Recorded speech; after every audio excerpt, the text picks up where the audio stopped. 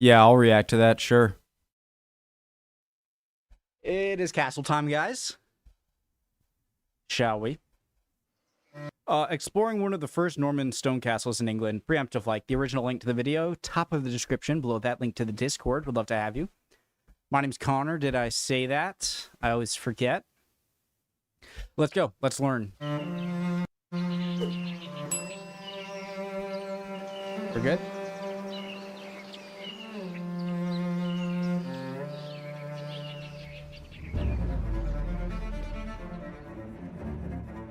Let's 1086. William the Conqueror has successfully held England for 20 years, but it's not an easy task. How can he defend himself and his people? The solution was this: castles, a stone embodiment of Norman domination.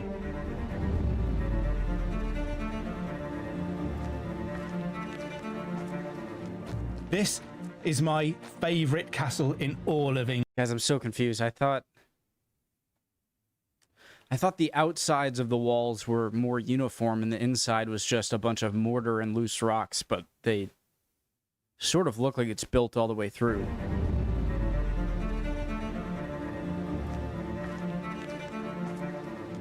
This is my favorite castle in all of England. Here, behind these formidable stone walls, some of medieval history's biggest moments were played out. This is Ludlow Castle. That scared me. Jesus, that lock opening. It sounded like it was real life. This is Ludlow Castle.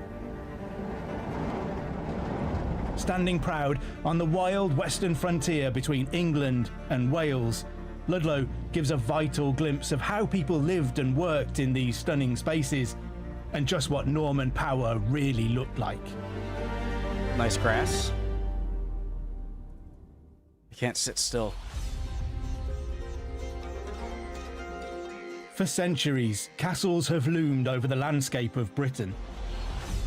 In this series, I'm exploring some of our greatest fortresses, investigating how they helped forge a nation, Guys, and if discovering anyone... how you build a castle and how you tear one down. Tree bucket?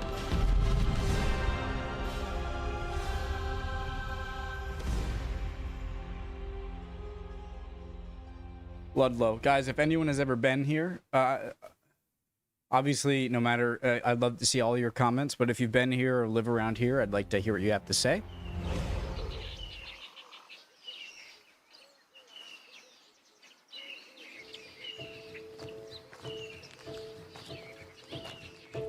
Walter de Lacy, the first owner of Ludlow Castle, had crossed the Channel with William the Conqueror in 1066.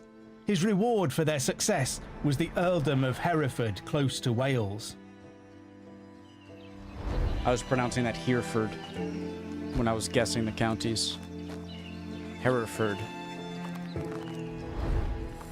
Ludlow Castle is located near the Welsh border, in the modern county of Shropshire, and stands proudly on the west side of the town. Ludlow offered the ideal location to site a castle. It's protected on two sides by a bend in the River Teme, and on a third side by the River Corfe. The fourth is sheltered by the town. It makes it so highly defensible here. And it needed to be easy to defend. This part of England was a frontier that demanded constant vigilance. Ludlow sat in this wild west and had to be ready to protect itself against all comers. But what did Ludlow Castle look like when it was first built after 1066? The first structure... Guys, would they have removed the trees along the bank here? On one end, it does provide a bit more protection and makes it more difficult, but on the other hand, it makes it so people can kind of sneak a bit more easily and makes your vision not as... I don't know what would be better, just easily visible or a little bit more protection with the trees. Here, in the immediate aftermath of the Norman conquest, was made of wood. There was a timber ringwork enclosure of the kind that's quick to construct in hostile areas. The Normans proved impossible to dislodge, and by 1085, Ludlow, like other Norman castles in England, was transforming from wood to stone.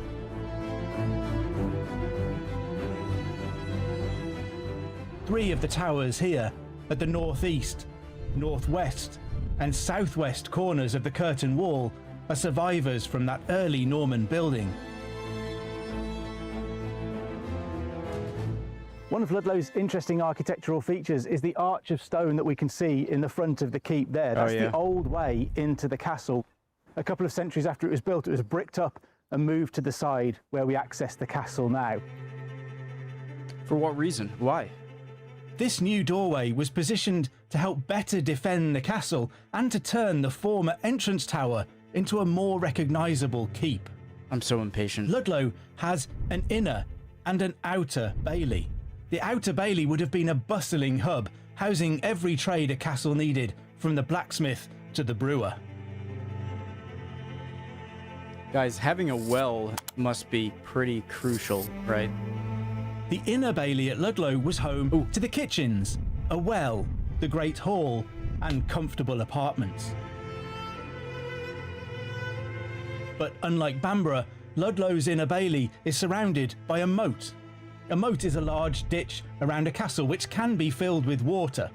This can be a barrier against digging or tunnelling under the inner bailey and can help hinder the use of devastating siege weapons such as battering rams or scaling ladders.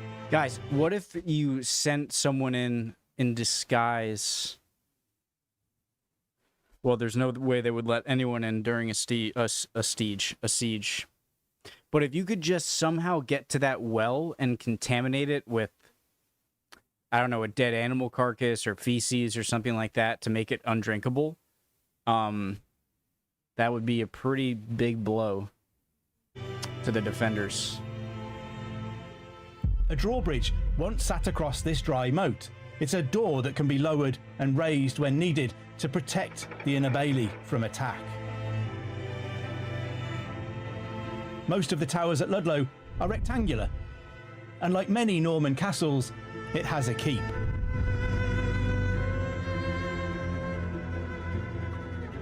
This is the inside of Ludlow's keep, the defensive heart of the castle. And down here, you can still see one of its last lines of defences.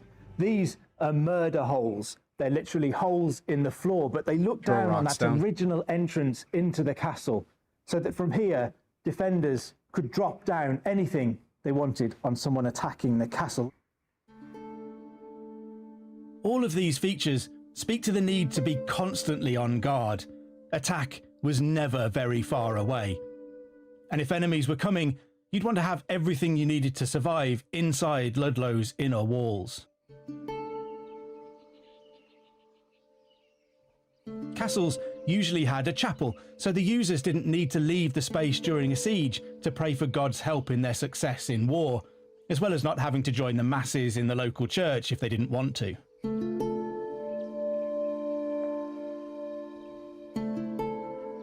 Here in the heart of the inner bailey stands St Mary Magdalene's chapel. It was built in the 12th century, and it's a rare example of a round chapel that mirrors the Church of the Holy Sepulchre in Jerusalem and links to Templar ideas. There are only 4 surviving Norman round chapels in Britain, and this is one of them. It was commissioned in the early 12th century by Gilbert de Lacy, the grandson of Ludlow's first owner, Walter.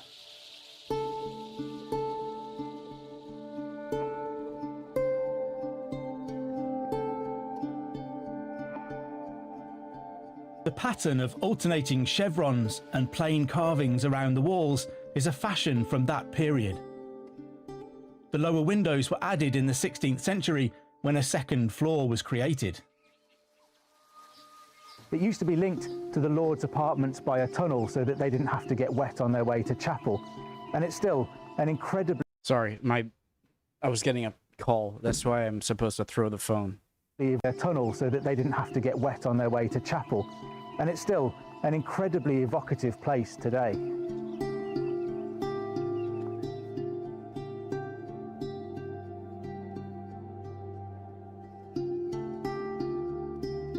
See, that messed me up. And just It used to be linked to the Lord's apartments by a tunnel so that they didn't have to get wet on their way to chapel. And it's still an incredibly evocative place today.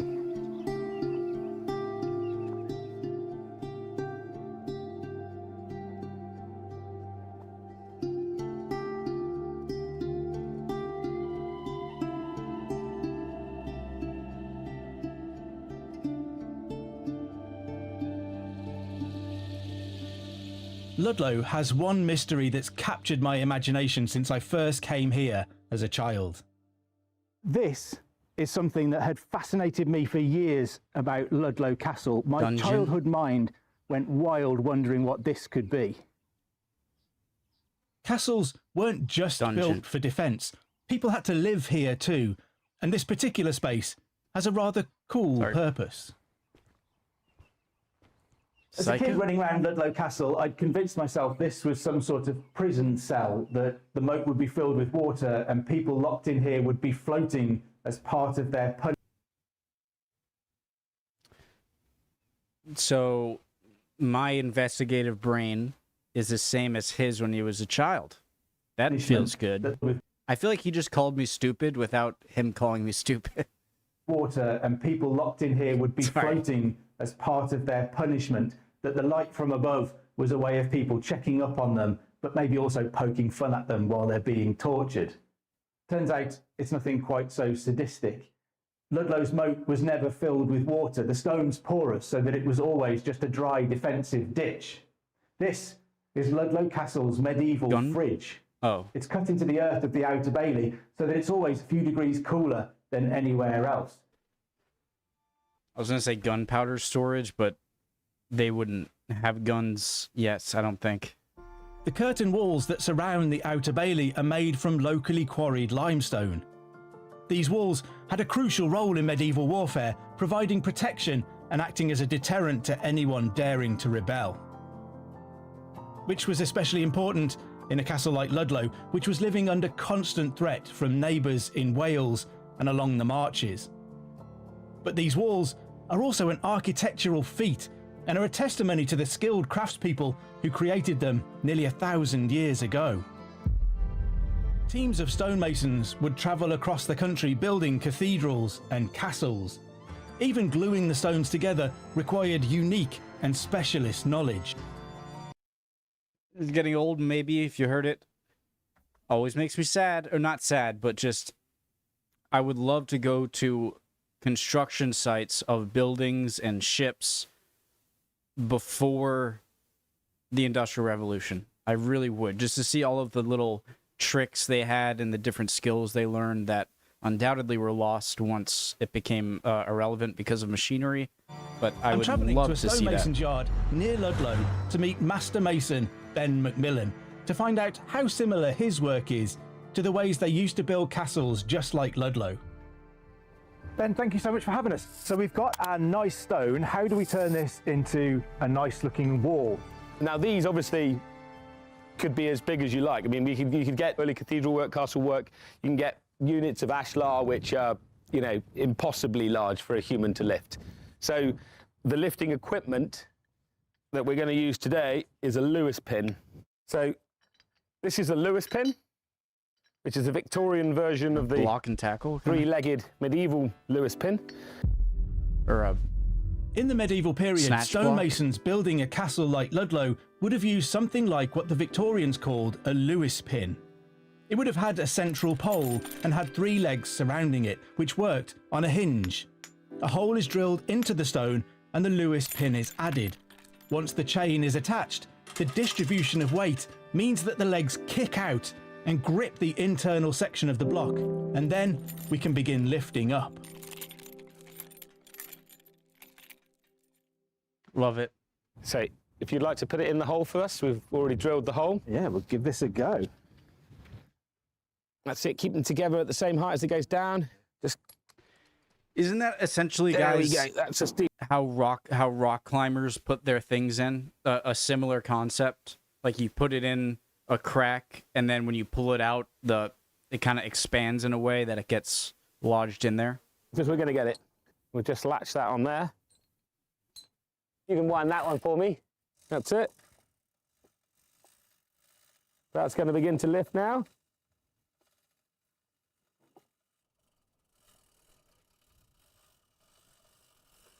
And there we go. Okay, that'll do. We wonder how people get to tops of castles, tops of cathedrals and things like that. This is effectively how they would do it. More chain, more gears, and there's almost nothing you can't lift. Fantastic. So now we know. I hate Ancient Aliens, although I watch it. You ever heard that? It's a show over here that's like aliens.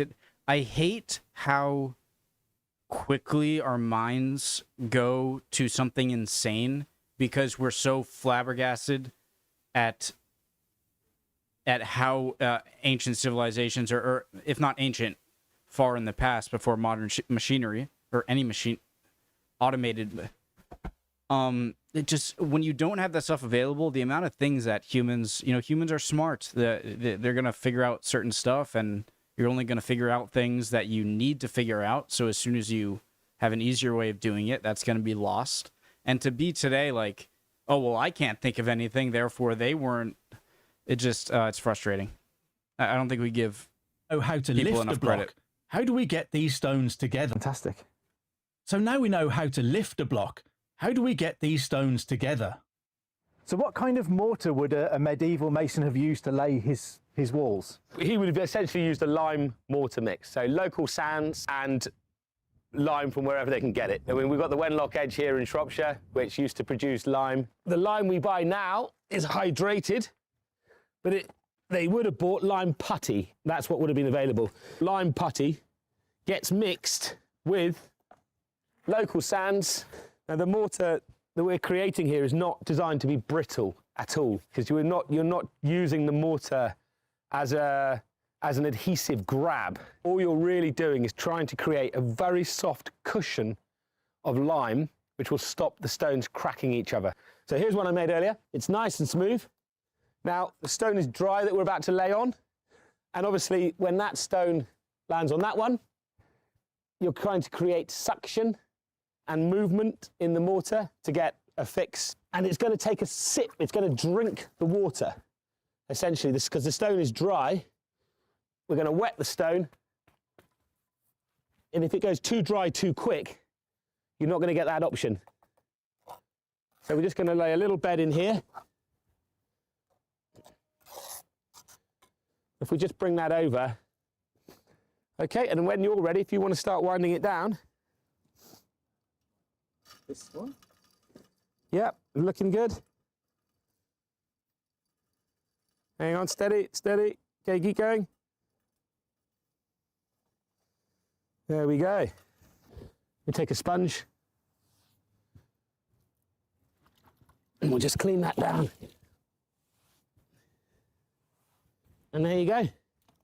And so on and so forth. Just several thousand more times and you've got yourself a castle. I wonder how much of these building techniques were general knowledge and how much were you had to teach people in a certain way. Obviously, some are going to have more knowledge than others, but I still wonder what the average person knew Exactly that. when it comes to building like this. Really cool video. Awesome. I love that they even went into a little bit of the building process, even though it was a short video. I hope you guys are doing well. I'd appreciate any comments, especially if you live around there or have been there. Yep. Love learning about this stuff as always. Hope you guys are doing well, and I'll see you next time. Bye, guys.